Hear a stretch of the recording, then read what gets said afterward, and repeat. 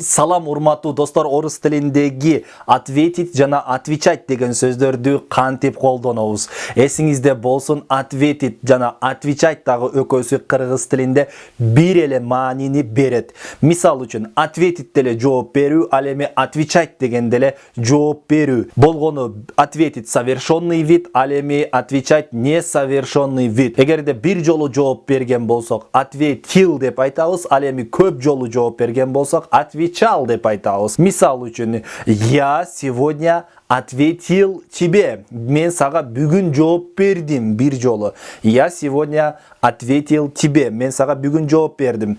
Я каждый день отвечал тебе. Эгерде көп жолу кайталанган болсо, анда отвечал деп айтабыз. Я каждый день отвечал тебе. Мен сага күндө жооп берчүмүн. Ал эми женский роддо болсо, ответила и отвечала. Ответила и отвечала. Я ответила тебе сейчас. Мен сага азыр жооп бердим. Бир жолу жооп берди. Ал эми мен сага ар дайым чалган кезиңде жооп берчүмүн десек, ар дайым жооп берчүмүн. Я всегда отвечала, когда ты звонила.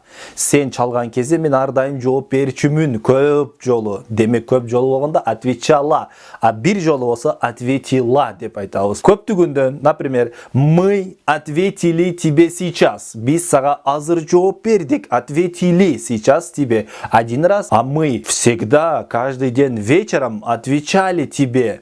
Биз күндө кечинде сага жооп берчүбүз. Когда ты звонил, сен чалган кезде. Мисал үчүн, көп жолу болсо демек отвечал, а бир жолу болгон болсо ответил. Урматтуу достор, сөзсүз мен тапшырма берем. Тапшырманы комментарийге белгилеп жазып коюңуздар. Туура же туура эмес экенин мен текшерем. Мисал үчүн, мен сага азыр жооп бердим деп кантип айтабыз? Ал эми мен сага ар дайым жооп берчүмүн деп кантип айтабыз көп жолу болгондо.